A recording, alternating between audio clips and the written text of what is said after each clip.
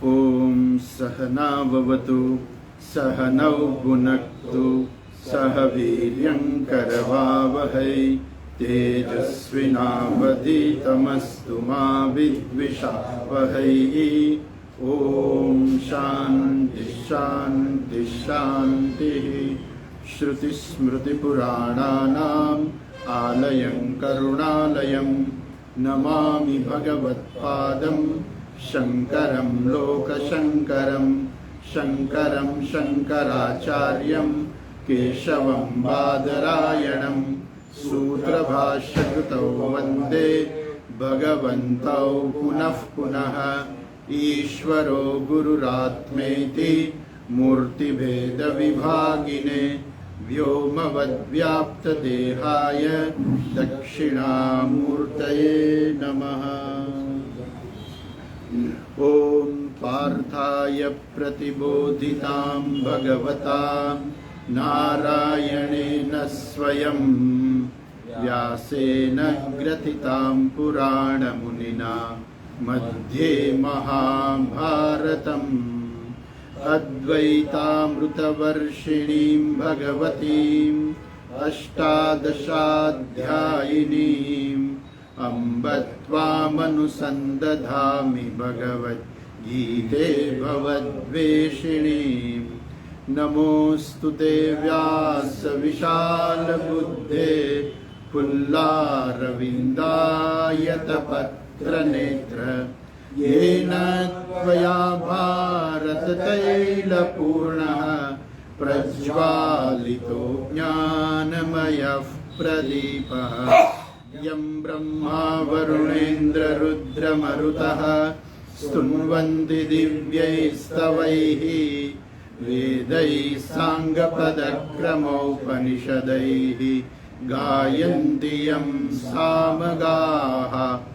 ध्यानावस्थिततद्गतेन मनसा पश्यन्ति यं योगिनः यस्यान्तं न विदुःसुरासुरगणाः। देवाय तस्मै नमः देवाय तस्मै नमः।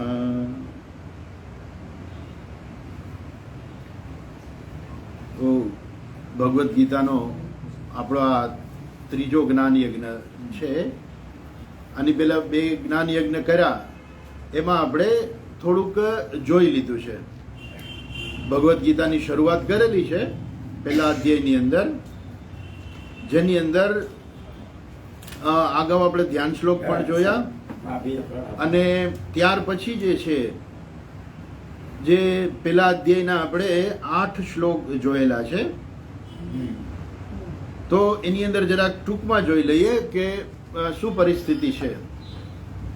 તો મહાભારતનું યુદ્ધ જ્યારે શરૂ થવાનું હોય છે ત્યારે બરાબર બે સેનાઓ ઊભી રહી ગઈ. હવે એ સમયે જ બરાબર શું છે કે રાજમહેલની અંદર, હસ્તિનાપુરના રાજમહેલની અંદર ધૃતરાષ્ટ્ર અને સંજય બેઠા છે. એ પેલા વેદવ્યાસજી એની પાસે આવ્યા હતા અને એમને કહેલું ધૃતરાષ્ટ્રને કે હું તમને દિવ્ય દ્રષ્ટિ આપું કે જેથી તમે અહીંયા રાજમહેલમાં જ બેઠા બેઠા તમે આખું યુદ્ધ જોઈ શકો. એટલે ધૃતરાષ્ટ્રએ ના પાડી કે મારે આવી કોઈ દિવ્ય દ્રષ્ટિ જોઈતી નથી. કેમ કે આખી જિંદગી મેં કાંઈ જોયું નથી, અને હવે અત્યારે મરતી વખતે આ ઉંમરે જે હું જોઉં એ મારા જ બધા સગાવાલો સામસામા લડતા હોય એવું મારે જોવું નથી. પણ ઓલી જાણવાની ઈચ્છા માણસની કોઈ દિવસ જાય નહીં. એટલે એને કીધું કે તો એક કામ કરો, તમે આ દ્રષ્ટિ છે ને સંજયને આપી દો.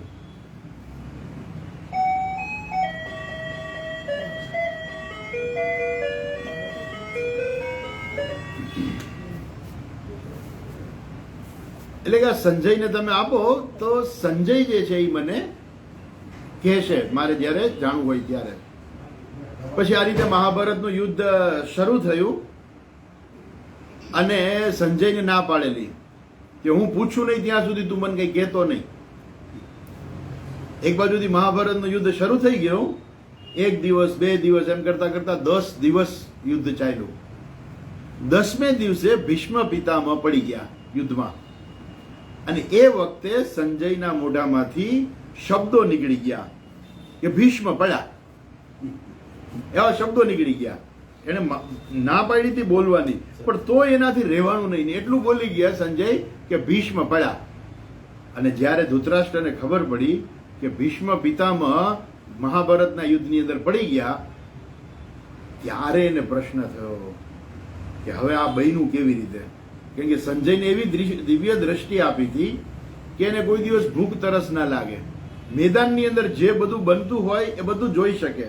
જેમ ઓલા અત્યારે આપણે પેલો મેચ આવતો હોય ને જોતા હોય ને, તો આમ કેમ બોલો કેમેરો જે છે એ પેલા બેટ્સમેન ઉપર ફોકસ કરે, એવી રીતે સંજય પાસે એવી દિવ્ય દ્રષ્ટિ હતી કે કોઈ વ્યક્તિ ઉપર ફોકસ કરીને જોવું હોય તો એ નહીં જોઈ શકે, આખું મેદાન પણ જોઈ શકે. એટલું જ નહીં, એનાથી વધારે હતું. શું હતું? એ માણસના મનની વાત પણ જાણી શકે કે કયા માણસના મનમાં શું ચાલે છે, એ પણ ત્યાં બેઠા બેઠો એ જાણી શકે. એવી દિવ્ય દ્રષ્ટિ વેદવ્યાસજી એને આપેલી. હવે જયારે ભીષ્મ પિતામહ પડ્યા એટલે એના મોઢામાંથી શબ્દ નીકળી ગયો કે ભીષ્મ પડ્યા. અને ત્યારે ધૃતરાષ્ટ્રને થયું કે એવું તો શું બની ગયું કે ભીષ્મ પિતામહ પડ્યા. કેમ કે ભીષ્મ પિતા કેવા મહાન યોદ્ધા હતા. એક તો એને ઈચ્છા મૃત્યુનું વરદાન હતું ભીષ્મ પિતામહને, અને અજેય હતા, અતિરથી હતા. અતિરથી એટલે શું? 10,000 યોદ્ધાની સામે એકલા લડી શકે, 10,000 કરતા વધારે એટલે અતિરથી. મહારથી એટલે 10,000, પણ 10,000 યોદ્ધાઓ કરતા પણ જે વ્યક્તિ એનાથી પણ વધારે સામે લડી શકે એકલા હાથે, એ અતિરથી. એટલે ભીષ્મ પિતામહ અતિરથી હતા. અને એવું કહેવાય છે કે ભીષ્મ પિતામહની ઉંમર એ વખતે 170 વર્ષની હતી. 170 વર્ષની ઉંમરે અજય યોદ્ધા હતા. કોઈની તાકાત નહોતી કે એને હરાવી શકે. એટલા વીર હતા, એટલા જ્ઞાની પણ હતા, નિર્ભય હતા. એની પાસે ઘણું બધું અનેક પ્રકારની વિદ્યાઓનું એની પાસે જ્ઞાન હતું. પરશુરામના શિષ્ય હતા પોતે. આવા મહાન યોદ્ધા ભીષ્મ પિતામહ પડી ગયા. હતું એને ઈચ્છા મૃત્યુનું વરદાન, અને કોઈની તાકાત નહોતી કે ભીષ્મ પિતામહને હરાવી શકે. એટલે એવું તે શું બન્યું કે ભીષ્મ પિતામહ પડી ગયા. એટલે સંજયને આખી વાત પહેલેથી પૂછે છે કે તું મને માંડીને પહેલેથી વાત કર, શું થયું આની અંદર. એટલે એ પહેલો શ્લોક છે ધૃતરાષ્ટ્ર ઉવાચ. ભગવદ્ ગીતાની શરૂઆત એ ધૃતરાષ્ટ્રથી શરૂ થાય છે. ધૃતમ રાષ્ટ્રમ યેન સહા. ખરેખર તો બહુ બહુ પવિત્ર નામ છે ખરેખર, કે જે આખી પૃથ્વીને જે ધારણ કરે છે એને ધૃતરાષ્ટ્ર કહેવાય ખરેખર તો. એટલે વેદવ્યાસજીએ જે છે એ શબ્દ પસંદ કરી અને ધૃતરાષ્ટ્રનું વાક્ય જે છે પહેલા જ મૂક્યું છે. ધર્મ ક્ષેત્રે કુરુક્ષેત્રે સમવેતાયુયુત્સવઃ મામકાઃ પાંડવાશ્ચૈવ કિમ કુર્વત સંજય કિમ અકુર્વત. એને શું કહ્યું? મારા અને પાંડુના પુત્રોએ શું કર્યું? મામકાઃ પાંડવાશ્ચૈવ. એની અંદર પણ આપણે ગઈ વખતે જોયું હતું કે એમાં પણ એ ધૃતરાષ્ટ્રની માનસિકતા છતી થાય છે. કેમ માનસિકતા છતી થાય છે? કેમ કે જ્યારે નાનો ભાઈ જીવતો ના હોય તો મારા અને પાંડુના પુત્ર એવું ના કહેવાય, એ બધા મારા જ પુત્રો છે એવું એને કહેવું જોઈએ. કારણ કે પાંડવોએ તો હંમેશા એને પિતા જેવું જ માન આપ્યું હતું. કોઈ દિવસ એને શબ્દનું એને ઉત્થાપન એને ના કર્યું. કોઈ દિવસ કે એના શબ્દનું માન ના હોય કે એવું ના હોય. હંમેશા એને ખબર હતી કે આમાં અમને તકલીફ પડે એમ છે, તોય એને ભીષ્મ પિતામહને આપણે ધૃતરાષ્ટ્રનું માન રાખી અને એને કાર્ય કરેલું છે. પણ છતાંય ધૃતરાષ્ટ્રની માનસિકતા એવી હતી કે મારા પુત્રો અને પાંડુના પુત્રોએ શું કર્યું. આ રીતે થાય છે. પછી સંજય જે છે એ જવાબ આપે છે કે જ્યારે મહાભારતનું યુદ્ધ શરૂ થવાનું હતું ત્યારે સૌથી પહેલા આવેલા દ્રષ્ટવાદુ પાંડવાનીગમ વ્યુઢમ દુર્યોધનસ્તદા આચાર્યમુપસંગમ્ય રાજા વચનમ અબ્રવીત. અહીંયા સંજય છે દુર્યોધનને રાજા કહી દે છે. ખરેખર રાજા તો ધૃતરાષ્ટ્ર હતા, પણ દુર્યોધને એવી સત્તા ભોગવી હતી કે જાણે પોતે જ રાજા હોય એવી રીતે. એટલે એને સંજય રાજા જ કહી દે છે કે રાજા દુર્યોધન જે છે એ જ્યારે બે સેનાઓ બરાબર ગોઠવાઈ ગઈ એટલે એને જઈ અને કોને કહ્યું? આચાર્યમુપસંગમ્ય. એ આચાર્ય પાસે જઈને એને કહ્યું. શું કહ્યું? પશ્યેતામ પાંડુપુત્રાણામ આચાર્ય મહતીમ ચમુમ વ્યુઢામ દ્રુપદ પુત્રેણ તવ શિષ્યેણ ધીમતા. આની અંદર દુર્યોધનની માનસિકતા છતી થાય છે. એક તો પહેલા ભીષ્મ પિતામહ પાસે જતા નથી, કેમ કે ભીષ્મ પિતામહે વચન આપેલું. શું વચન આપેલું? કે હું પાંડવોમાંથી કોઈને મારીશ નહીં. હવે ખરેખર દુર્યોધનના સૌથી મોટા શત્રુ તો પાંડવો જ હતા, અને એને વચન આપેલું કે હું પાંડવોમાંથી કોઈને મારીશ નહીં. રોજ ઓછામાં ઓછા 10,000 યોદ્ધાઓને મારીશ, પણ પાંડવોમાંથી કોઈને મારીશ નહીં. એટલે એને ખબર હતી કે આને કઈ કહેવાની જરૂર નથી, ભીષ્મ પિતામહને. અને એ પાછા સરસેનાપતિ હતા. એ ધૃતરાષ્ટ્રના કહેવાથી એને સરસેનાપતિ બનાવ્યા હતા. આમ તો દુર્યોધન ના બનાવે, કારણ કે એને ખબર હતી કે જે માણસ પાંડવોને જ ના મારવાનો હોય એને સરસેનાપતિ બનાવીને કરવું શું. પણ તોય ધૃતરાષ્ટ્રના કહેવાથી એને સરસેનાપતિ બનાવ્યા. હવે પણ તકલીફ મોટામાં મોટી ભીષ્મ પિતામહની એ હતી કે પોતાના વચનથી બંધાયેલા હતા. એનું કયું વચન હતું? કે હું હંમેશા હસ્તિનાપુરને વફાદાર રહીશ. એટલે હસ્તિનાપુર પર જો કોઈ હુમલો કરે તો ભીષ્મ પિતામહ એને હરાવી દે અને એને કોઈ જીતી ના શકે. એટલે અત્યારે પરિસ્થિતિ એવી જ હતી. પાંડવો અને કૌરવોનું જે યુદ્ધ જે છે એ શું છે? હસ્તિનાપુર ઉપર જ જાણે કે હુમલા બરાબર, કે રાજ્ય જ મેળવવાનું હતું. દુર્યોધને ના પાડી કે હું રાજ્ય નહીં આપું. એટલે એ યુદ્ધ તો એના માટે જ હતું. એટલે ભીષ્મ પિતામહ યુદ્ધમાં આવ્યા, પણ એને વચન આપેલું કે હું પાંડવોમાંથી કોઈને મારીશ નહીં. હવે આ બાજુ એને પાંડવોનો સોફ્ટ કોર્નર હતો પહેલેથી જ. આ બાજુ દ્રોણાચાર્યને પણ પાંડવો પ્રત્યે સોફ્ટ કોર્નર હતો. કેમ? અર્જુન એનો પ્રિય શિષ્ય હતો, જે સામે પક્ષે છે. અત્યારે અર્જુન એનો પ્રિય શિષ્ય હતો કે જે સામે પક્ષે છે. એટલે એને પણ બરાબર માન આપવા માટે થઈને સૌથી પહેલા દુર્યોધન છે એ આચાર્ય પાસે જાય છે અને કહે છે કે જુઓ, કારણ કે એને સોફ્ટ કોર્નર હતો ને. ભીષ્મ પિતામહને તો કઈ બહુ સમજાવી શકે એમ છે ને, એની ભાઈ હાલવાનું નથી એનું કાંઈ. એટલે દ્રોણાચાર્ય પાસે જઈને કહે છે કે આ જો તમારા જ શિષ્યએ ગોઠવેલી સેનાને જુઓ. કેમ કે એને ઉકસાવે છે. શું કામે ઉકસાવે છે? કે પાંડવોની સેના જે છે એના સરસેનાપતિ તરીકે ધૃષ્ટદ્યુમ્ન છે, દ્રુપદ પુત્ર ધૃષ્ટદ્યુમ્ન. એનો જન્મ જ દ્રોણાચાર્યને મારવા માટે થયો છે. એટલે એને ઉકસાવવા માટે થઈને કે આ જો આ તમારો શિષ્ય છે, તમે જેને ભણાવ્યો છે અને આજ તમારી સામે એ યુદ્ધમાં ઉભો છે અને તમને મારવા માટે જ એનો જન્મ થયો છે. આ તમે એવા ડાયા થઈને એને ભણાવ્યું, એને કહેવા માટે થઈને કે તમે ડાયા થઈને એને ભણાવ્યો, પણ એ તમને મારવા માટે તો એનો જન્મ થયો છે અને આજે એ તમારી સામે યુદ્ધમાં ઉભો છે. જુઓ તમે એને. પશ્યેતામ પાંડુપુત્રાણામ આચાર્યમ હતીમ જમુમ.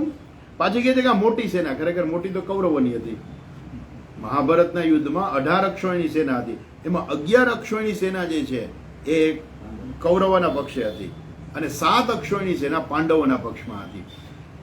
એટલે ખરેખર મોટી સેના તો કૌરવોની હતી, પણ છતાંય એને પેલું એવું કહેવાય છે કે જે માણસના મનમાં પાપ હોય ને એને ભય વધારે લાગે. દુર્યોધનના મનમાં પાપ હતું, અધર્મ હતો, એટલે એને ભય વધારે લાગતો હતો. ને જેને ભય વધારે હોય ને એને દુશ્મન વધારે દેખાય. પોતાની પાસે શું છે એ ન દેખાય, પણ દુશ્મન વધારે દેખાય. એટલે એને દુશ્મન વધારે દેખાય છે. એટલે એ કહે છે કે આ બધા તમારા જ શિષ્યએ ગોઠવેલી સેના જુઓ. અત્ર શૂરા મહેશ્વાસા ભીમાર્જુન સમાયુધિ યુયુધાનો વિરાટશ્ચ સાત્યકિશ્ચા પરાજિતઃ. આ બધું આખું લિસ્ટ આપે છે. શું કહે છે? અત્ર શૂરા મહેશ્વાસા ભીમાર્જુન સમાયુધિ. આ યુદ્ધની અંદર ભીમ અને અર્જુન સેવા મોટા મોટા મહાન યોદ્ધાઓ છે. યુયુધાનો વિરાટશ્ચ દ્રુપદશ્ચ મહારથઃ. યુયુધાન, વિરાટ, દ્રુપદ આ બધા મહારથીઓ છે. મહારથીઓ એટલે શું? કે એકલા ઉભા રહીને 10,000 યોદ્ધા સામે લડી શકે એવી તાકાત હોય, એને કહેવાય મહારથી. આ બધા મહારથીઓ છે. દૃષ્ટકેતુશ્ચેકિતાનઃ કાશીરાજશ્ચ વીર્યવાન પુરુજિત કુંતી ભોજશ્ચ શૈબ્યશ્ચ નરપુંગવઃ.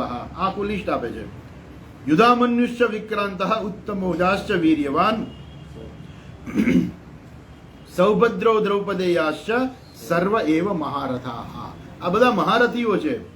હવે પાંડવોનું સૈન્ય જોઈ અને પછી આગળ હવે પોતાના સૈન્યની વાત કરે છે કે આ તો દુશ્મનોના સૈન્યની અંદર એને બધા યોદ્ધાઓને જોયા.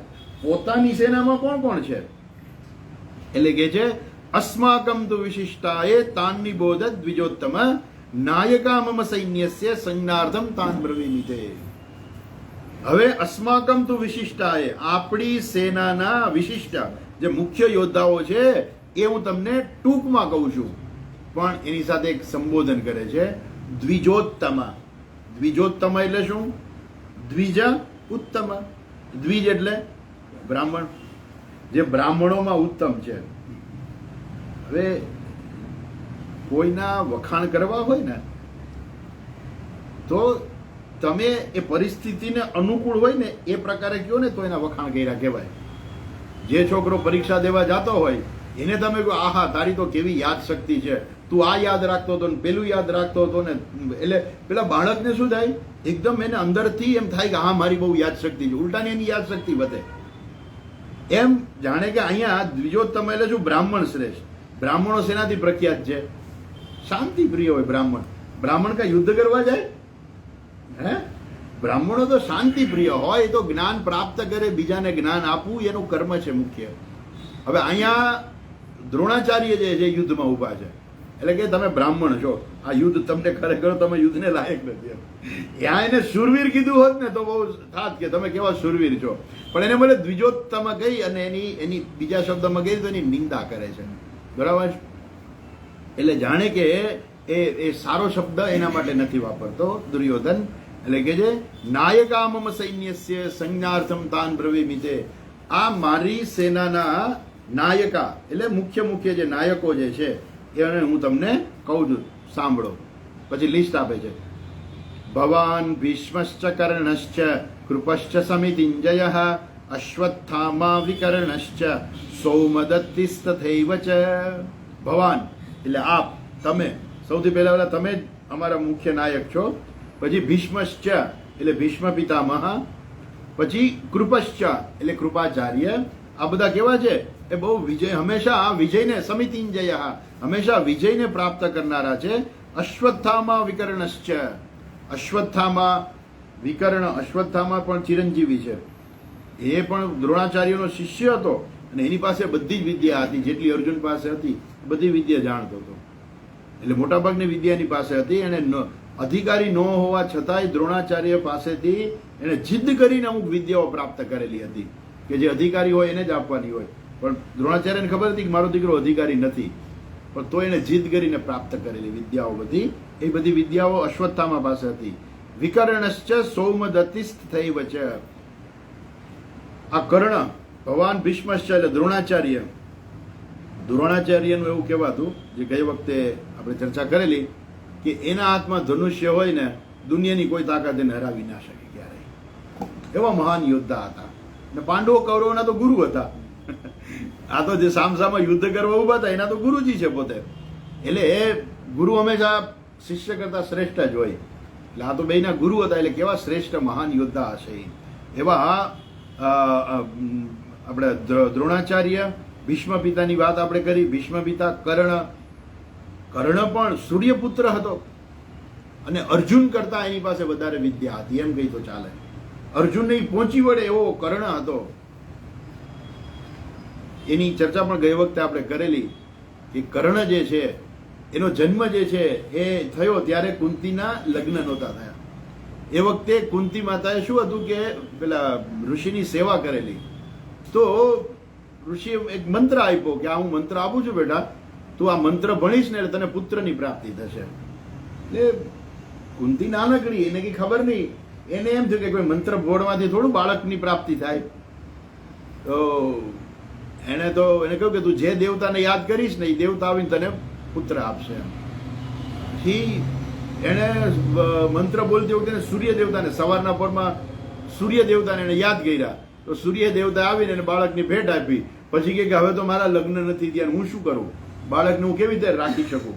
તો કે અમે તો મંત્રથી બંધાયેલા દેવતા છીએ, એટલે અમે કંઈ કરી ના શકીએ. તે મંત્રનો પ્રયોગ કર્યો એટલે મેં તને બાળકની ભેટ આપી. હવે એ બાળક એટલું સુંદર હતું, જન્મની સાથે જ કવચ કુંડળ સાથે એનો જન્મ થયેલો. પણ કુંતીના લગ્ન ન થયા હોવાને કારણે એ બાળકને રાખી ના શકે, તો સમાજમાં એની બદનામી થાય. એટલે એને એક પેટીમાં મૂકી દીધો કર્ણને અને એને વહેતો કરી દીધો નદીમાં. પછી નદી જેમાં પાણીની એની જે પેલી પેટી છે હાલતી હાલતી હાલતી એક જગ્યાએ ઊભી રહી ગઈ અને અધિરથ નામના એક સારથીના હાથમાં આવી. અને એ સારથી જે છે એને કોઈ બાળક હતું નહીં, ભગવાનને પ્રાર્થના કરતો હતો કે મને બાળક આપો, અને એને આ બાળક મળ્યું. એટલે એને એમ થયું કે નક્કી ભગવાને જ મારા માટે આવું સુંદર બાળક મોકલ્યું છે. ઘરે લઈ ગયો. એની પત્ની રાધા હતી. એને કહ્યું કે જો આ ભગવાને આપણને બાળક આપ્યું છે અને એને મોટો કરે છે. એટલે કર્ણ જે છે, કાનમાં કુંડળ હોવાને કારણે એનું નામ કર્ણ પડ્યું જન્મથી જ. અને કવચે હતું છાતી ઉપર. એ કવચ અને કુંડળ સાથે જન્મ્યો એટલે એનું નામ કર્ણ પડ્યું. એ મોટો થયો એટલે રાધાના દીકરા તરીકે પ્રખ્યાત થયો એટલે એનું નામ રાધેય પણ થયું. આપણે અત્યારના જમાનામાં કોઈ છે ને માતા પિતાથી કોઈ ઓળખતા નથી, પિતાના નામથી ઓળખે, અટકથી બહુ તો ઓળખે. પેલા હજુ આપણે એક હતું કે દુકાનની અંદર છે ને માણસ નામ લખે ને તો પોતાનું બાપુજીનું નામ લખે ને એવું, પછી અટક લખે ને એવું કરતા. હવે તો એ બધું જતું રહ્યું, સીધી અટકથી જ સીધી વાત થતી હોય છે.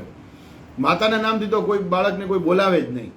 પણ પહેલાના જમાનામાં હતું, જે અર્જુન છે એનું નામ કૌંતેય, એવી રીતે કર્ણનું નામ રાધેય, રાધાના પુત્ર તરીકે પ્રખ્યાત થયો અને મહાન તેજસ્વી હતો. સૂર્યપુત્ર હોય એટલે જેને એમ કહે ને આપણે કે જેના જેવા જીન્સ હોય ને એ એની મેરે ધીમે ધીમે સમય આવતા એ પ્રગટ થાય. અને એમાં એ સૂર્ય દેવતાના પુત્ર હોવાને કારણે એનામાં બધા ગુણો જે છે એ બધા પ્રગટ ધીમે ધીમે થવા માંડ્યા. એ પોતાની જાતને કોઈ દી એ આવો સારથીનો દીકરો કેવું માનતા જ નહોતા. એ કે હું તો શ્રેષ્ઠ છું, મારે તો આ બધી વિદ્યા, ધનુર્વિદ્યા બધી પ્રાપ્ત કરવી છે. એટલે દ્રોણાચાર્ય પાસે ગયા તો દ્રોણાચાર્ય ના પાડી કે હું તો રાજકુમારોને જ ભણાવું છું, બરોબર છે. પછી ખબર પડી કે પરશુરામ જે છે એ બ્રાહ્મણોને વિદ્યા આપે છે. એટલે ખોટું બોલીને પરશુરામ પાસે જાય છે અને વિદ્યા પ્રાપ્ત કરે છે.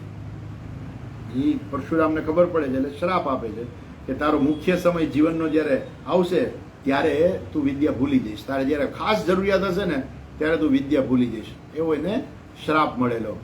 એ કર્ણ, એનો એવો નિયમ હતો કે રોજ સવારે સંધ્યા વંદન કરે અને સૂર્યનારાયણને અર્ઘ્ય આપે અને બહુ લાંબા સમય સુધી એ મંત્રનો જપ ને બધું સવારના કરે.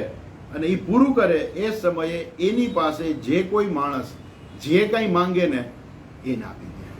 એની પૂજા પૂરી થાય અને એ સમયે જે વ્યક્તિ આવી હોય એને જે જોતું હોય એ આપી દે. પછી વિચાર ન કરે કે આ મારી કેપેસિટી છે કે નહીં, કે અપાય કે ન અપાય, આ અધિકારી છે કે નથી અધિકારી. એ વ્યક્તિ માંગે એટલે એને આપી દેવાનું, પૂરું. અને એ જ વસ્તુ જે છે મહાભારતના યુદ્ધની અંદર જ્યારે અને ખબર પડી ઇન્દ્રને કે કર્ણ જે છે એ અર્જુનને મારી નાખશે, એટલે ઇન્દ્ર વેશ બદલી બ્રાહ્મણનું રૂપ લઈ અને કર્ણ પાસે માંગવા જાય છે. અને સૂર્ય દેવતાને ખબર પડી ગઈ કે ઇન્દ્ર જે છે વેશ બદલીને આ કવચ અને કુંડળ કર્ણ પાસે માંગવા જાય છે. એટલે એને કર્ણને કહી દીધું કે કાલે ઇન્દ્ર દેવતા જે છે તારી પાસે કવચ કુંડળ માંગવા આવશે, તું દેતો નહીં, કારણ કે એની પાસે કવચ કુંડળ હોય ત્યાં સુધી કોઈને મારી ન શકે. એટલે કવચ કુંડળ માંગી લે છે દાનમાં, તો તું દેતો નહીં. તો કહે છે કે ના ના, મારી પાસે દેવતાઓનો રાજા ઇન્દ્ર જો મારી પાસે માંગવા યાચક બનીને આવતો હોય તો જે માંગે એ તો હું તો આપી દઈશ. તો કે તો એવું કરજે, એની પાસેથી એક છે ને અમોઘ શક્તિ માંગી લેજે. ભલે. પછી ઇન્દ્ર આવે છે, એની પાસે માંગે છે, કવચ અને કુંડળ કાઢીને આપી દે છે. પછી ઇન્દ્ર પૂછે તને ખબર છે હું કોણ છું? તો કે હા મને ખબર છે કે તમે ઇન્દ્ર છો. કે તો કે તોય તે કેમ આપી દીધું? તો કે મારું વ્રત છે આપવાનું, અને મારી પાસે આ દેવતાઓનો રાજા ઇન્દ્ર મારી પાસે માંગવા આવે એ તો મારું કેવું સન્માન કહેવાય, એટલે મેં આપી દીધું. તો કે સારું, તારે જે જોઈ તે માંગી લે. તો કે મને એક અમોઘ શક્તિ આપી દો કે જેનો પ્રયોગ કોઈ ટાળી ના શકે. દુનિયાની કોઈ તાકાત જે છે એનો પ્રયોગ જેની ઉપર હું કરું એ વ્યક્તિને કોઈ બચાવી ના શકે. ઇન્દ્ર એની અમોઘ શક્તિ આપે છે અને એ અમોઘ શક્તિ કર્ણ પાસે હતી. ભગવાનને પણ ખબર હતી કે અમોઘ શક્તિ કર્ણ પાસે છે. એટલે મહાભારતના યુદ્ધની અંદર વર્ણન આવે છે કે જ્યારે યુદ્ધ શરૂ થયું ભગવાનને ખબર હતી કે કર્ણ પાસે અમોઘ શક્તિ છે. 10 દિવસ પછી દ્રોણાચાર્ય સરસેનાપતિ બન્યા. દ્રોણાચાર્ય પછી કર્ણ સરસેનાપતિ બન્યો, કારણ કે કર્ણે પ્રતિજ્ઞા કરેલી કે જ્યાં સુધી ભીષ્મ પિતામહ યુદ્ધ કરશે ત્યાં સુધી હું યુદ્ધ નહીં કરું. એટલે 10 દિવસ પછી કર્ણ યુદ્ધ કરવા આવે છે. 10 દિવસ સુધી કર્ણ હતો જ નહીં. એટલે કુદરતનું કરવું છે ને એવું ભગવાન એને એવી બુદ્ધિ આપી કે જેથી અર્જુન જે છે બેયને સંભાળી ના શકે, ભીષ્મ પિતામહ અને કર્ણને એક સાથે બે મહારથીઓ અતિરથીઓને સંભાળી ના શકે. ભગવાને કંઈક એવું ગોઠવી દીધું કે કર્ણએ એવી પ્રતિજ્ઞા કરી લીધી કે હું જ્યાં સુધી ભીષ્મ પિતામહ લડશે ત્યાં સુધી હું નહીં લડું. કેમ કે ભીષ્મ પિતામહ હંમેશા એની નિંદા કરતા. ભીષ્મ પિતાને ખબર હતી કે આ કુંતી પુત્ર છે, પણ એ ખોટી સંગત થઈ ગઈ છે દુર્યોધનની, ને દુર્યોધનનો મિત્ર બની ગયો છે, એટલે આને બહુ વધારે પડતો ઉપર ચડાવાય નહીં, એટલે એને હંમેશા એની નિંદા જ કરતા. એટલે એને બહુ ગુસ્સો આવી ગયો ભીષ્મ પિતામહ ઉપર. એ કે જ્યાં સુધી ભીષ્મ પિતામહ છે ને ત્યાં સુધી હું યુદ્ધ નહીં કરું એમ. ભીષ્મ પિતામહ કહે, પેલો કર્ણ એમ કે ને હું આવો યુદ્ધો છું ને આવો છું ને હું પહોંચી વળીશ ને, ત્યારે કે હા ઓલા વનવાસમાં ગયા હતા ત્યારે તું જ ગયો હતો ને, હારી ગયો તો, પાછો આવ્યો તને માંડ પાછો આવ્યો એમ કરીને એની નિંદા કરે એમ. એટલે ગુસ્સે થઈને એને પ્રતિજ્ઞા લીધી કે જ્યાં સુધી ભીષ્મ પિતામહ યુદ્ધ કરશે ત્યાં સુધી હું યુદ્ધ નહીં કરું. 10 દિવસ પછી પોતે કર્ણ આવી ગયો.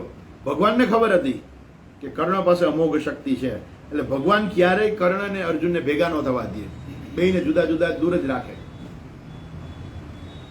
પછી જ્યારે કર્ણએ પોતાની અમોઘ શક્તિનો ઉપયોગ ઘટોત્કચ ઉપર કર્યો, એ ઘટોત્કચ ભીમનો પુત્ર હતો, માયાવી હતો બહુ, અને એણે જે કૌરવોની સેનાનો સંહાર કરી નાખ્યો ને, એટલે દુર્યોધન એકદમ આમ કંટાળી ગયો. અને પછી કર્ણ હતો, કર્ણને કહે છે કે શું છે તારી પાસે શક્તિ, કે શક્તિ કરે છે, કે આ જો આટલું છે તું ઊભો છો ને આપણા યોદ્ધાઓ આટલા મારી નાખે છે, આ માણસ તારી તારા પાસે શક્તિ નથી. દુર્યોધનને ખબર હતી એની પાસે અમોઘ શક્તિ છે, એને વાત કરેલી કે તારી પાસે શક્તિ છે તો વાપર ને. પછી કોઈ રસ્તો નહોતો, એટલે કર્ણ જે છે એની અમોઘ શક્તિ ઘટોત્કચ ઉપર વાપરે છે. એ કે પણ મેં તો અર્જુન પાસે, અર્જુનને મારવા માટે મેં રાખી મૂકી છે, એટલે અર્જુનને મારવા માટે છે. એ કે પણ અર્જુન અરે તું લડીશ તો ને, અહીંથી જ આપણે જીવતા નથી જવાના, યાદ મારી નાખશે આપણને છે, અર્જુન સામે લડવાનો ચાન્સ જ નહીં મળે. એટલે કર્ણ જે છે એની આંખમાં આંસુ આવી જાય છે કે આ શક્તિ મેં અર્જુન માટે રાખેલી મારે વાપરી નાખવી પડે છે. અને પછી શક્તિનો ઉપયોગ એ ઘટોત્કચ ઉપર કરે છે, કારણ કે એનો તો કોઈ ઉપાય હતો જ નહીં કોઈ પાસે. ઘટોત્કચ મરી જાય છે, પણ ત્યાર પછી બીજે દિવસથી ભગવાને અર્જુનને અને કર્ણને ભેગા કરી દીધા કે હવે વાંધો નહીં, હવે અર્જુન સલામત છે. એટલે કર્ણ આવો મહાન યોદ્ધો હતો, પણ જેને કહેવાય ને કે કંઈક એના કોઈ એવા પ્રારબ્ધ કે ગમે તે કારણોસર એને દુર્યોધનની સાથે સંગત થઈ ગઈ, એને જન્મથી જ માતા પિતાથી છૂટો પડી ગયો, જે હોય તે. પણ કર્ણ જે છે મહાન યોદ્ધો હતો, અને પરશુરામ પાસેથી વિદ્યા પ્રાપ્ત કરેલી, પણ ખોટી સંગત થઈ ગઈ. સંગતનું પરિણામ જે છે એમાં પોતે એટલો બધો પ્રમાણિક હતો, ખરેખર આમ ગણો તો તમને કહું કે જ્યારે પાંડવો અને કૌરવોનો વિદ્યાભ્યાસ પૂરો થયો ત્યારે બધા પ્રદર્શન કરતા હોય છે, એક ઉત્સવ રાખે છે દ્રોણાચાર્ય કે જો મેં આ શિષ્યોને કેવું ભણાવ્યું છે. એમાં અર્જુન પોતાની ધનુર્વિદ્યાનું જે પ્રદર્શન કરે છે ત્યારે લોકો આમ મોઢામાં આંગળા નાખી જાય કે આ હા આવી ધનુર્વિદ્યા મેં તો કોઈની જિંદગીમાં જોઈ નથી. એ વખતે કર્ણ આવે છે કે આ બધું મને આવડે છે. એટલે હું અર્જુનને કહે છે કે આવી જા તું મારી સામે, તારી વિદ્યા, ચલો આપણે બે સામ સામે લડીએ એમ. એટલે લોકોમાં બધામાં આશ્ચર્ય થયું કે આ કોણ છે કે જે અર્જુનને લલકારે એવો માણસ છે એમ. એ પૂછે છે કે ભાઈ તું છો કોણ, તારો પરિચય આપ. કેમ કે એ સમય એવો હતો કે કોઈની સાથે યુદ્ધ કરવું હોય ને તો પેલા એને પરિચય આપવો પડે. એટલે જે રાજકુમાર હોય કે રાજા હોય ને તો એ એકબીજા લડી શકે. સામાન્ય સૈન્ય જે છે એ રાજકુમાર કે રાજા સાથે લડી ના શકે, અથવા તો બીજા કોઈ લોકો હોય તો એ ડાયરેક્ટ જે છે એવી રીતે રાજકુમાર સાથે યુદ્ધ ના કરી શકે ઉત્સવમાં. એટલે કે તારો પરિચય આપ. કર્ણ પાસે પરિચય મત શું હતું? કાંઈ નહોતું. એટલે કે મારી વિદ્યા જ મારો પરિચય છે. તો કે ના, એવું ના ચાલે, તારો પરિચય આપ. એ વખતે એના પિતા અધિરથ આવે છે અને એ કહે છે કે અરે બેટા તું ક્યાં વયો ગયો તો, હું તો તને શોધતો હતો. ત્યારે ખબર પડી કે આ તો સારથી પુત્ર છે. એટલે કે અરે રે આ તો સારથી પુત્ર છે. એટલે સારથીના દીકરા તું આ ક્યાં ધનુર્બાણ લઈને, તું રથ હલાવ, તારું કામ રથ હલાવવાનું છે, આ ધનુર્વિદ્યા તારું કામ નથી, એમ કરીને એને ત્યાંથી કાઢી મૂકે છે. પણ એ જ વખતે ના પાડી દે છે ને, એ જ વખતે દુર્યોધનને ખબર પડી ગઈ કે આને મિત્ર બનાવવા જેવો છે. એટલે કહે છે કે આજથી હું એને અંગદેશનો રાજા જાહેર કરું છું. એની પાસે જે જગ્યા હતી એમાં અંગદેશ નાનકડો દેશ હતો. એ કે આજથી હું એને અંગદેશનો રાજા બનાવું છું. હવે એ રાજા બની ગયો. હવે એ રાજા છે, અર્જુન સામે લડી શકશે. પછી કર્ણ ના પાડે છે કે મારું આ જાહેરમાં અપમાન તો કરી દીધું, હવે મારે યુદ્ધ નથી કરવું અહીંયા અત્યારે. પણ દુર્યોધનને કહે છે કે તે જાહેરમાં મારું સન્માન કર્યું છે, તે મારું અપમાન થતા મને બચાવ્યો છે અને મને આટલું સન્માન કરીને તે મને અંગદેશનો રાજા બનાવ્યો છે, માટે બોલ ભાઈ હું તારા માટે શું કરું. એટલે દુર્યોધન કહે છે કે તું કાયમ મારો મિત્ર બનીને રહેજે. એ કહે છે હું આ જીવન તારો મિત્ર બનીને રહીશ. અને એ વચન કર્ણએ નિભાવ્યું છેક સુધી. ઇવન ગઈ વખતે વાત કરી હતી એ પ્રમાણે કે કર્ણ જે છે મૃત્યુ પામે છે અને જ્યારે દુર્યોધનને ખબર પડે છે કે કર્ણ મૃત્યુ પામ્યો, પણ કર્ણને ખબર હતી કે હું કુંતી પુત્ર છું, છતાંય એણે દુર્યોધનના પક્ષમાં રહીને યુદ્ધ કર્યું અને અંતે મૃત્યુ પામ્યો. ત્યારે દુર્યોધનની આંખમાં આંસુ આવી ગયા. ત્યારે ખબર હતી કે હું પાંડવોનો મોટો ભાઈ છું, છતાં એણે મારા પક્ષમાં રહીને યુદ્ધ કર્યું અને એણે મિત્રાચારી નિભાવી. આ બધું જે છે ને આ મહાભારતના યુદ્ધમાંથી આ બધું ઘણું બધું શીખવાનું હોય છે. શું શીખવાનું હોય છે કે જો આવા લોકો જે છે, આ તો ખરેખર દેવતાનો પુત્ર સૂર્યપુત્ર કર્ણ હતો, બરોબર છે, પણ છતાંય એને એને એને જે સંગત ખોટી મળી ગઈ અને અધર્મને સાથ આપ્યો, અંતે એનો નાશ થયો. એવી રીતે ભીષ્મ પિતામાં પણ છે, અંતે એને શું કર્યું, આવું ન કરવું જોઈએ. આટલા વિદ્વાન, આટલા જ્ઞાની, આટલા શૂરવીર, ગંગાપુત્ર હોવા છતાં પણ એને અધર્મને સાથ આપ્યો. મહાભારતમાં શીખવાનું છે. એટલે ભગવાન એના પક્ષમાં ક્યાંય નહોતા. જ્યારે અર્જુન કહે છે કે ભગવાન મારા પક્ષમાં છે, ત્યારે ભગવાન કહે છે કે અર્જુન હું તારા પક્ષમાં એટલા માટે નથી કે તું મને ગમે છે એટલે હું તારા પક્ષમાં છું. તારા પક્ષમાં ધર્મ છે એટલે હું તારા પક્ષમાં છું. કૌરવોના પક્ષમાં અધર્મ છે એટલે હું એનાથી વિરુદ્ધ છું. હું ખરેખર કોઈના પક્ષમાં નથી, હું માત્ર ધર્મના પક્ષમાં છું અને તારા પક્ષમાં ધર્મ છે એટલે હું તમારી સાથે છું. એટલે ભગવાન જે છે એ પણ, અને તમે જુઓ મહાભારતના યુદ્ધની અંદર કે ભગવાન પોતે મરાવે છે ભીષ્મને, કર્ણને, દ્રોણાચાર્યને, બધાને. ભગવાન જ કહે છે કે હવે આ અધર્મીના, જે લોકો અધર્મીનો સાથ આપે ને એ પણ અધર્મી બરાબર જ બની જાય છે અને એને જીવવાનો કોઈ અધિકાર નથી. એટલે ભગવાન દ્રોણાચાર્યને જ્યારે યુદ્ધ કરતા હોય છે, ભયંકર યુદ્ધ કરતા હોય છે, ત્યારે ભીમને કહે છે કે મારી નાખ તું હાથીને. અશ્વત્થામા નામના હાથીને મારી નાખે છે. પછી કહે છે કે હવે બધા કહ્યો કે અશ્વત્થામા હતા, અશ્વત્થામા હતા, એટલે કે અશ્વત્થામા મરાઈ ગયો, અશ્વત્થામા મરાઈ ગયો. એટલે દ્રોણાચાર્યને અત્યંત આસક્તિ હતી એના પુત્ર પ્રત્યે, એટલે તો એ કૌરવોની સેનામાં હતા. એને ખબર પડી કે મારો દીકરો મરાઈ ગયો, પણ એને ખબર કે યુદ્ધમાં તો આવું બધું ખોટું બોલાય ખરું. એટલે એને ખબર એક જ વ્યક્તિ સાચું બોલે છે, યુધિષ્ઠિર. એટલે યુધિષ્ઠિરને પૂછે છે અશ્વત્થામા હતા હવા, અશ્વત્થામા મરાઈ ગયો કે શું? ત્યારે ભગવાન યુધિષ્ઠિરને કહી રાખ્યું હતું કે જોજો તમે હા પાડજો, નહીં તો આ દ્રોણાચાર્ય જે છે તમને બધાને આજ પૂરા કરી દેશે. દ્રોણાચાર્ય ભયંકર યુદ્ધ કર્યું એ દિવસે.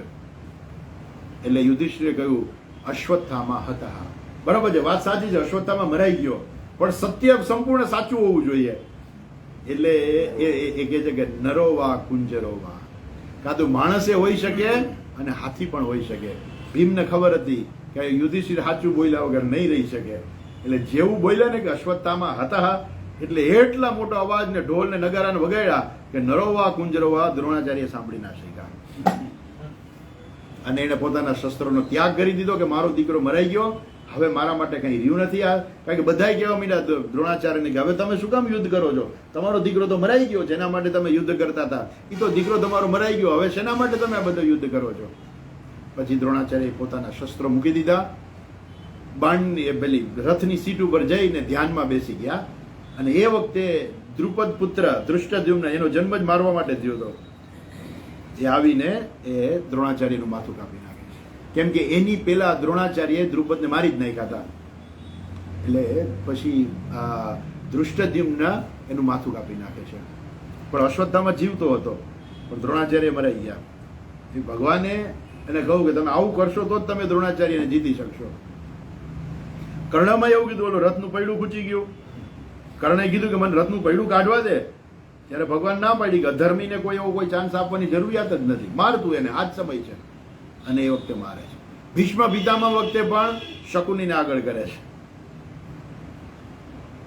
એટલે શું કે જો આપણે ધર્મના પક્ષે હોઈએ તો ઈશ્વર આપણને અધર્મીઓ ઉપર વિજય કેમ પ્રાપ્ત કરવો ને એ આપણને સમજાવે, એ આપણને જ્ઞાન આપે, આપણને કંઈક રસ્તો બતાવે. પણ આપણે જો ધર્મના પક્ષે હોય તો ઈશ્વર આપણા પક્ષમાં આવે અને અંતે આપણો વિજય થાય. પણ જો આપણે જ અધર્મના પક્ષે જઈએ તો આપણો પણ આ લોકોની જેમ નાશ થઈ જાય. આ બધું જે છે મહાભારતની અંદર આપણને અધિકારી બનાવવા માટે, કેમ કે જે જ્ઞાન ભગવાન અહીં આપવાના છે એને આની સાથે આમ એવું લાગે કંઈ કનેક્શન નથી, પણ ખરેખર આપણને અધિકારી બનાવવા માટે. કે અર્જુન કેવો અધિકારી હતો કે જેથી ભગવાને એને જ્ઞાન આપ્યું. ભગવાને ન તો યુધિષ્ઠિરને જ્ઞાન આપ્યું, ન તો ભીષ્મ પિતામહને જ્ઞાન આપ્યું, ન તો દ્રોણાચાર્યને આપ્યું, ન તો કર્ણને આપ્યું. આ બધા જે છે બધા યોગ્ય વ્યક્તિ હતા, પણ છતાંય ભગવાને અર્જુનને જ કેમ આપ્યું?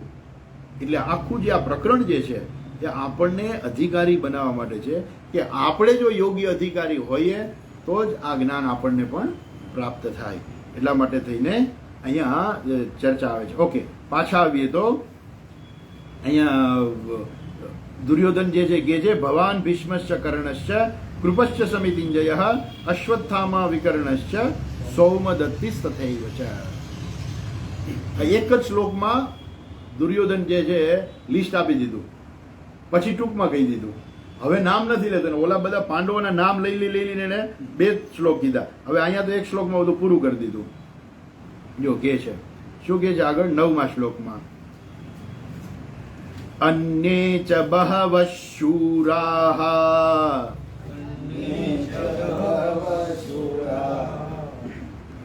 9મો શ્લોક, પેલો અધ્યાય 9મો શ્લોક.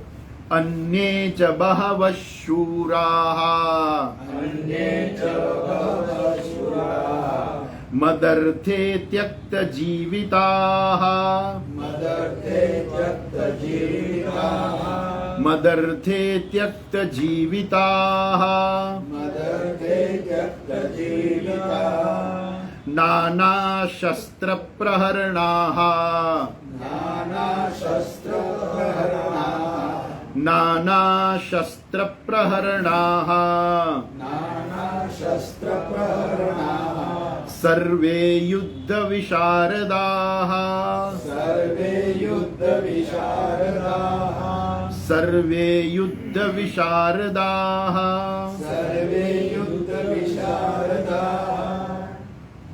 હવે દુર્યોધન દ્રોણાચાર્યને કહે છે અન્ય ચ બહવઃ શૂરાઃ મદર્થે ત્યક્ત જીવિતાઃ.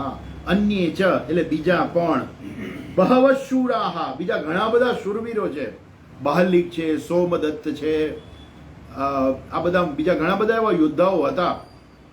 અને એ બધા કેવા છે? મદર્થે ત્યક્ત જીવિતાઃ. મદર્થે એટલે મારા માટે, ત્યક્ત જીવિતાઃ એ બધા પોતા અહીંયા મરવા આવ્યા છે મારા માટે.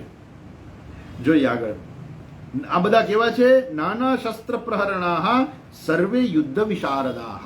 આ બધા કોઈ સામાન્ય યોદ્ધા નથી કે છેલ્લી ઘડીએ હાથમાં તલવાર પકડાવી દીધી હોય, એવા નથી. આ બધા કેવા છે? જુદા જુદા અનેક પ્રકારના શસ્ત્રો ધારણ કરનારા છે. એને ચલાવતા, કેમ કે જુદા જુદા શસ્ત્રો હોય એને પણ ચલાવતા આવડતું હોવું જોઈએ. એટલે જુદા જુદા શસ્ત્રો ચલાવવામાં એ બધા પારંગત છે. નાના શસ્ત્ર પ્રહરણાઃ સર્વે યુદ્ધ વિશારદાઃ. આ બધા કેવા છે? યુદ્ધમાં વિશારદ છે. આપણે કહીએ ને કે ભણવામાં વિશારદની ડિગ્રી એટલે જ્યારે ગ્રેજ્યુએટ બને ત્યાર પછી સંગીતમાં આવે ને વિશારદની ડિગ્રી, ગ્રેજ્યુએટ સમાન કહેવાય. એમ આ બધા વિશારદ છે. એટલે શું? ખૂબ સારી રીતે એને આ બધા શસ્ત્રો ચલાવતા આવડે છે. અને મહાન બધા યોદ્ધાઓ છે. અને આવા બધા યોદ્ધાઓ જે છે એ મારા માટે કેવા છે? ત્યક્ત જીવિતાઃ. એ મારા માટે બધા મરવા આવ્યા છે. જો આ દુર્યોધનની માનસિકતા છે. શું માનસિકતા છે? એ કહે છે કે આ બધા મારા માટે મરવા આવ્યા છે. અને આગળ બીજા અધ્યાયમાં જ છે ને અર્જુન કહે છે, એ શું કહે છે? તો કહે છે યેષામર્થે કાંક્ષિતન્નઃ યેષામર્થે કાંક્ષિતન્નઃ રાજ્યમ ભોગા સુખાની ચ તૈમે વસ્તિતા યુદ્ધે પ્રાણાન ત્યક્ત્વા ધનાની ચ. ભગવાનને કહે છે અર્જુન, આગળ આપણે જોઈશું ત્યારે આવશે, ત્યારે ભગવાન અર્જુન કહે છે ભગવાનને કે ભગવાન આ મારે યુદ્ધ નથી કરવું. કેમ કે જેના માટે થઈને અમારે રાજ્ય, લક્ષ્મી, વિજય, સુખ, ભોગ જોઈ છે એ બધા તો અહીંયા બધા એ લોકો યુદ્ધ કરવા આવ્યા છે અને આ બધા યુદ્ધમાં મરશે. એટલે મારે એ લોકોને મારી અને મારે નથી ભોગવવું. અર્થાત અમારે બધાએ સાથે ભોગવવું છે. અને જ્યારે દુર્યોધનની માનસિકતા કેવી છે કે આ બધા મારા માટે મરવા આવ્યા છે. મદર્થે ત્યક્તિ જીવિતાહ, આ બધા મારા માટે મરવા આવ્યા છે. આ બધા મારા માટે મરવા આવ્યા છે. મદર્થે ત્યક્તિ જીવિતાહ. અર્જુન શું કહે છે કે આ બધા જે છે એની સાથે તો અમારે ભોગ અમારે જોઈએ છે, રાજ્ય જોઈએ છે, સુખ જોઈએ છે, વિજય જોઈએ છે, બધું અમારે સાથે ભોગવવું છે. મારે એકલાએ નથી ભોગવવું. અને એ બધા અહીંયા યુદ્ધમાં આવ્યા છે, એ મરી જશે તો મારે કોઈ વિજયની, સુખની ઈચ્છા નથી, રાજ્યની ઈચ્છા નથી. જ્યારે દુર્યોધન અહીંથી જ કહે છે આ બધા મારા માટે જ મરવા આવ્યા છે, એટલે આ બધા મરશે ને હું રાજ્ય ભોગવીશ. આ દુર્યોધનની માનસિકતા છે. મદર્થે ત્યક્ત જીવિતાહ. શું કહે છે? અન્યે ચ બહવ શૂરાહ મદર્થે ત્યક્ત જીવિતાહ નાના શસ્ત્ર પ્રહરણાહ સર્વે યુદ્ધ વિશારદાહ. આ બધા યુદ્ધમાં બહુ કુશળ છે. ખૂબ એ લોકોએ આખી જિંદગી એ લોકોએ આ યુદ્ધમાં પ્રવીણતા પ્રાપ્ત કરવા માટે સમર્પિત કર્યું હોય. એના માટે રોજ સવારે વહેલા ઉઠીને રોજ એ યુદ્ધનો અભ્યાસ કરવો પડે. કઈ એમને એમ કઈ નથી કે હાથમાં તલવાર આપી દે ને લ્યો આવડી ગયું યુદ્ધ કરતા, એવું નહીં. નાના હોય ત્યારે ગુરુકુળમાં રહીને એ લોકોએ બધી વિદ્યા પ્રાપ્ત કરી હોય અને ત્યાર પછી પણ રોજ એનો અભ્યાસ કરવો પડે. ને રોજ અભ્યાસ કરે ને તો જ યુદ્ધમાં એ પારંગત રહી શકે. નહીં તો પછી વિદ્યા બધી જતી રહે. અમુક તો એવું હોય કે મંત્ર બોલીને બધું બોલવાનું કરવાનું, એટલે મંત્રનો રોજ પાઠ કરવો પડે તો એ વિદ્યા એની પાસે ટકે. એવી જ રીતે જુદા જુદા શસ્ત્રો ચલાવવા હોય તો એના માટે પણ રોજ અભ્યાસ કરવો પડે. જો રોજ અભ્યાસ ના કરે તો એ શસ્ત્ર ચલાવવાની આવડત જે છે એ બધી આવડત જે છે ઓછી થઈ જાય અને યુદ્ધમાં એ જીતી ના શકે. જ્યારે આ બધા તો યોદ્ધાઓ કેવા છે, એ લોકો સમર્પિત છે. એટલે આ બધા જે છે બધા મરી જાય છે. આ મોટા ભાગના બધા યોદ્ધાઓ જે છે આપણે જોઈ છીએ આગળ. ચાલો, આ બધા મોટા ભાગના યોદ્ધાઓ જે છે ને બધા મરી ગયા. ખરેખર 40 લાખનું સૈન્ય હતું. 40 લાખનું સૈન્ય ખલાસ થઈ ગયું. આપણી અમરેલીની વસ્તી છે વધુમાં વધુ 2 લાખ. એ 40 લાખનું સૈન્ય એટલે 20 અમરેલી ભેગા કરો એટલા તો યોદ્ધાઓ હતા. પછી એટલા રસોઈયા હશે ને 40 લાખ લોકોને જમાડવા માટેના એટલા બીજા રસોઈયા હશે. એ ઘોડા હશે તો ઘોડાને સાચવવા માટેના માણસો હશે.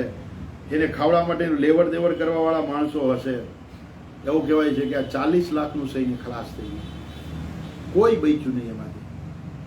આપણા દેશની જે બધી વિદ્યાઓ હતી, આ બધી યુદ્ધ વિદ્યાઓ, આ બધી ખલાસ થઈ ગઈ. આપણી પરંપરાઓ હતી, જે પરંપરાઓ માનનારા, પરંપરાઓ નિભાવનારા, જે પોતાના કુળની અંદર એક પરંપરા બરાબર જાળવી રાખનારા એ બધા લોકો હતા, એ બધા લોકો ખલાસ થઈ ગયા. કોઈ રહ્યું નહીં. એ આખી જે એક જેને કહેવાય ને આખી આપણી પરંપરા, આપણી એક સનાતન પરંપરા જે છે એ મોટા ભાગની જ્યારે નષ્ટ થઈ ગઈ. કારણ કે મોટા ભાગના 40 લાખ, હવે એ વખતે 40 લાખ એટલે આજે કદાચ 40 લાખ તો બહુ ઓછા કહેવાય. કેમ કે આપણા દેશની વસ્તી જ અત્યારે 140 કરોડ છે. હવે 40 લાખ તમે ગણો તો બહુ ના કહેવાય, પણ એ વખતે એટલી વસ્તી નહોતી. આજથી 5000 વર્ષ પહેલા આટલી વસ્તી નહોતી દેશમાં, અને એ વખતે 40 લાખ લોકો મરી ગયા. એટલે બધા જે છે એ બધા શૂરવીરો હતા, બધા ખૂબ વિદ્યા પ્રાપ્ત કરેલા હતા, ખૂબ ભણેલા હતા, અને આ બધું આપણું ખલાસ થઈ ગયું. આગળ જોઈએ છીએ પછી આપણે જો શું કહે છે. 10મા શ્લોકમાં કહે છે અપર્યાપ્તમ તદસ્માકમ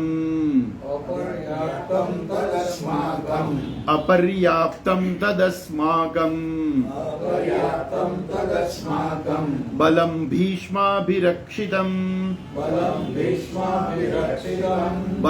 ભીષ્માભિરક્ષિતમ बलं भीष्माभिरक्षितम् पर्याप्तं त्विदमे तेषां पर्याप्तं त्विदमे तेषाम् पर्याप्तं त्विदमे तेषां पर्याप्तं त्विदमे तेषाम् बलं भीमाभिरक्षितं बलं भीमाभिरक्षितम् पर्याप्तं त्विदमे तेषां पर्याप्तं त्विदमे तेषाम् बलं बलं पर्याप्तं त्विदमे तेषां पर्याप्तं त्विदमे तेषाम् बलं भीमाभिरक्षितं बलं भीमाभिरक्षितम् दुर्योधन કહે છે દ્રોણાચાર્યને અપર્યાપ્તમ તદ અસ્માકમ બલમ અસ્માકમ બલમ બલમ એટલે સૈન્ય આપણું જે સૈન્ય છે કેવું છે અપર્યાપ્ત છે અપર્યાપ્ત છે એટલે અપરિમિત માત્રામાં છે 18 અક્ષોહિણીની સેનાનું એક અક્ષોહિણી સેનામાં 4 લાખનું સૈન્ય 2 લાખનું સૈન્ય નહીં 2 લાખનું સૈન્ય 2 લાખની ઉપર તો આટલું મોટું સૈન્ય જે હોય એ કેવડું મોટું સૈન્ય હોય અપર્યાપ્ત છે અર્થાત એ અપરિમિત માત્રામાં છે બલમ ભીષ્માભિરક્ષિતમ ભીષ્મ પિતામહ વડે રક્ષાયેલું આપણું જે સૈન્ય જે છે એ અપર્યાપ્ત છે બે અર્થમાં જે આપણે જોઈએ છીએ અને પર્યાપ્તમ તુ ત્વિદમ એશામ એ લોકોનું જે બળ જે છે એ લોકોનું સૈન્ય છે કે જે ભીમ વડે રક્ષાયેલું છે એ કેવું છે મર્યાદિત છે પર્યાપ્તમ છે બે અર્થ જે કહેવાય છે એક તો અપર્યાપ્ત એટલે શું અપરિમિત માત્રામાં એટલે એટલું બધું છે કે જે આમ બહુ મોટું સૈન્ય છે જે આપણે ગણી ન શકીએ એટલા બધા છે અને પર્યાપ્ત બીજો અર્થ એ થાય છે કે અપર્યાપ્તમ એટલે શું પર્યાપ્ત નથી પૂરતું નથી આપણું સૈન્ય જે છે ભીષ્મ પિતા વડે રક્ષાયેલું હોવા છતાં પણ આપણું સૈન્ય પૂરતું નથી કેમ કે સામેના પક્ષે બધા બહુ મહાન યોદ્ધાઓ છે અચ્છા અને સામેના પક્ષે જે છે પર્યાપ્તમ ત્વિદમ એશામ બલમ ભીમાભિરક્ષિતમ ભીમ વડે રક્ષાયેલું હવે જો અહીંયા પણ દુર્યોધનની માનસિકતા છતી થાય છે શું માનસિકતા છે અહીંયા ભીષ્મ પિતામાં સરસેનાપતિ છે સામેના પક્ષે કોણ છે ધૃષ્ટદ્યુમ્ન છે એટલે ધૃષ્ટદ્યુમ્નનું નામ લેવું જોઈએ કારણ કે ધૃષ્ટદ્યુમ્ન વડે રક્ષાયેલી સેના છે પણ એને ભીમ દેખાય છે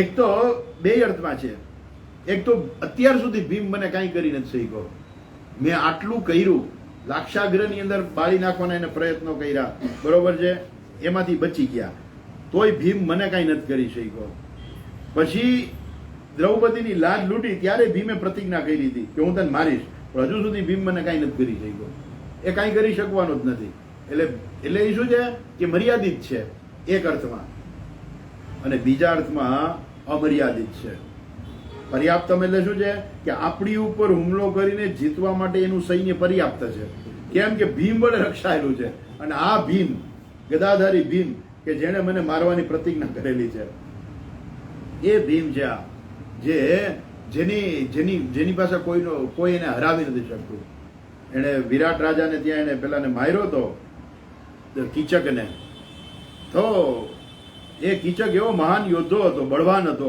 એને કોઈ ન મારી શકે એ કીચક મરાઈ ગયો એના ઉપરથી તો પાંડવો પકડાઈ ગયા ખરેખર તો પાંડવો છે એવી શંકા ક્યારે ગઈ દુર્યોધનને કેમ કે કીચક મરાઈ ગયો ને એટલે એને દુર્યોધનને શંકા ગઈ કે કદાચ પાંડવો હોવા જોઈએ કે કીચકને કોઈ મારી ન શકે એ નક્કી ભીમનું જ આ કામ હોવું જોઈએ પણ ત્યાં તો એનો સમય પૂરો થઈ ગયો હતો એને બહાર આવવાનો સમય પૂરો થઈ ગયો હતો એના આ 13મું વર્ષ જે ગુપ્તવેશ હતો ત્યાં પૂરો થઈ ગયો હતો એ લોકો પહોંચે એ પહેલા જ એટલે એ ભીમ જે છે એ ભીમને કોઈ તાકાત પહોંચી ના શકે પર્યાપ્તમ તુ ઇદમેશામ એ લોકોનું જે સૈન્ય જે છે એ પર્યાપ્ત છે આપણી ઉપર વિજય પ્રાપ્ત કરવા માટે તમે બધા સાવધાન રહે આવું કહી અને પછી જ્યારે દ્રોણાચાર્ય કંઈ જવાબ નથી આપતા એને કે દુર્યોધને આટલી એને વાત કરી આપણું સૈન્ય પાંડવોનું સૈન્ય અને આ બધી વાત કરી પણ દ્રોણાચાર્ય એને કાંઈ રિસ્પોન્સ આપતા નથી કારણ કે દ્રોણાચાર્યને ખબર છે કે હું આ પક્ષમાં શું કામ ઊભો છું કેમ કે મારો પુત્ર આમાં છે એટલે બાકી મારો પ્રિય શિષ્ય તો સામે પક્ષે છે ધર્મ પણ સામે પણ એને ખબર હતી કે હું અધર્મને સાથ આપું છું, પણ આ પુત્ર આસક્તિના કારણે અધર્મને સાથ આપતા હોય છે.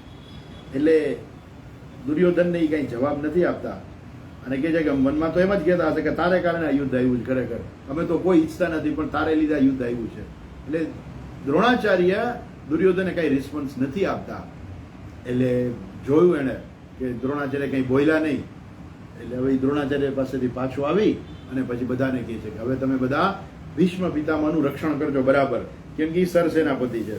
એટલે એનો રથ હોય, એના ઘોડા હોય, એનું બરાબર રક્ષણ કરવું પડે. નહીં તો લોકો જે છે યોદ્ધાઓ શું કરે, રથને તોડી નાખે, રથને સળગાવી દે, ઘોડાને મારી નાખે, તો ભીષ્મ પિતામહને તો ખલાસ થઈ જાય, મુશ્કેલીમાં આવી જાય. એટલે એ કહે છે કે તમે બધા ભીષ્મ પિતામહનું રક્ષણ કરો. એ આના પછીના શ્લોકમાં છે, પણ આપણે કાલે જોઈશું. આજે મને લાગે સમય થઈ ગયો છે, એટલે આજે આપણે અટકીએ. ઓમ પૂર્ણમદઃ પૂર્ણમિદં પૂર્ણાત પૂર્ણમુદચ્યતે પૂર્ણસ્ય પૂર્ણમાદાય પૂર્ણમેવાવશિષ્યતે.